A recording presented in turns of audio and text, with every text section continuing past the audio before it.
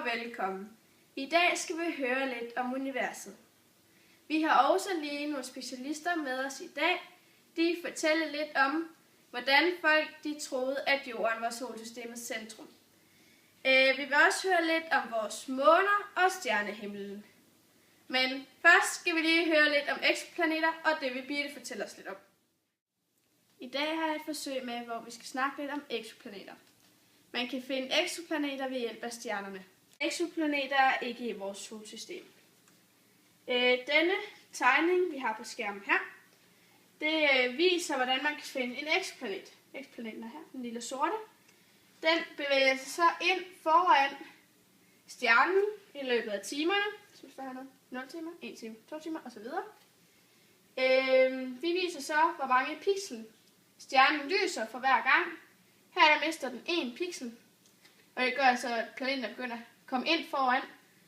Og det fortsætter så, og vi kommer helt ned på 64 pixel, fordi den er helt inde i. Og så kan vi se, hvor stor planeten er.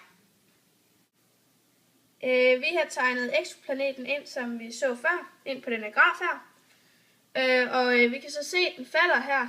Det er jo så stjernens pixel, der falder, fordi planeten den jo bevæger sig ind foran. Vi har så nogle, vi kan sammenligne med denne graf, vi lige snakkede om. Eksoplaneten. Vi kan så se forskellen her. Den her det er en meget lille eksoplanet. Den er lidt større, men de ligger heller ikke samme sted ind foran stjernen.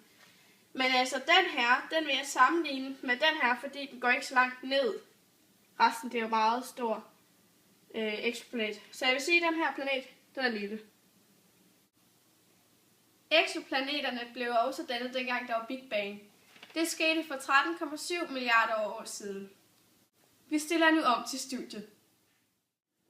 For ca. 400 år siden troede folket, at jorden var solsystemets centrum. Men Galilei havde undersøgt månen og de andre planeter igennem sin selvbyggede kikkert.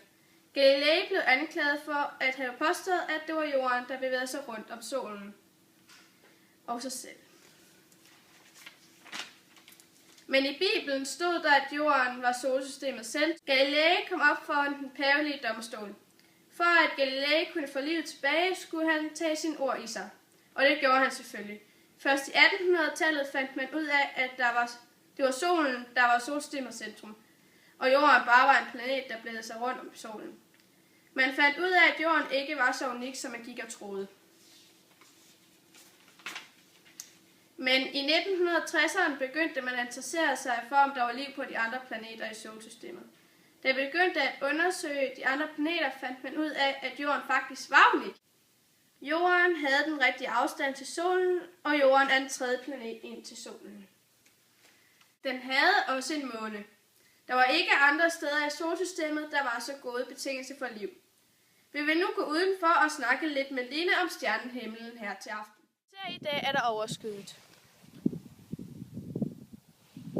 Så man kan ikke rigtig se stjernerne, men så er det jo godt, at jeg har denne app på min telefon, hvor man kan se stjernerne oppe i himlen, selvom de ikke er der. Der er for eksempel lige et stjernetegn, løven. Ja, det er smart. Denne apps navn kommer til at stå nede i bunden af skærmen lige om lidt. Jeg vil også fortælle lidt om stjernens dannelse. Det sker ved, at stjernen dannes i en sky, og skyen, den tyngdekraft gør, at den trækker sig sammen, og den kollapser. I den kollapsede sky dannes der en stjerne. Når stjernen trækker sig sammen, bliver der højere temperatur, og stjernen begynder at lyse. 100 milliarder stjerner i vores galakse, som hedder Mælkevejen. Der er også flere 100 milliarder galakser, og derfor er der rigtig mange stjerner. Stjerne på størrelse med solen ville kunne brænde i 10 milliarder år. Solen har brændt i ca. 5 milliarder år, så der er 5 milliarder år til den. Solen vil blive en kæmpe rød stjerne, når den har brugt alt den hydrogen. Stor, at den vil nå helt ud til jordens bane og brænde jorden op. Til den tid vil der ikke være noget liv på jorden, så vi skal ikke være bange. Vi stiller nu om til studiet. Hvordan blev månen skabt? Der er mange, der stiller dette spørgsmål. Og der er også mange teorier. Den mest logiske er, at der er en anden lille planet, der er stødt ind i jorden. hvor noget af den lille planet har sat sig fast til jorden, og den anden del har fortsat ud i universet, og så kommet i et kredsløb med jorden.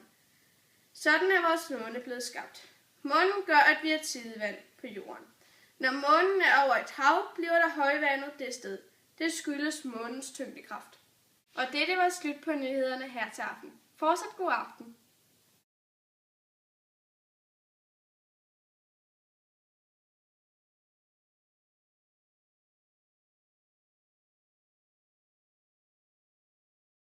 Den havde også en måne, den havde også en måne, og det var der ikke andre i stedet. For fanden. Den havde også en måne. Jeg sagde måne. Den havde også en måne. Hej.